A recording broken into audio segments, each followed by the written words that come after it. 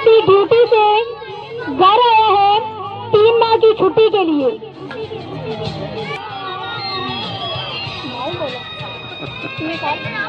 3 ماہ کی چھٹی پر گھر آیا ہے اور اب یہ 3 ماہ ہمارے ساتھ رہے گا.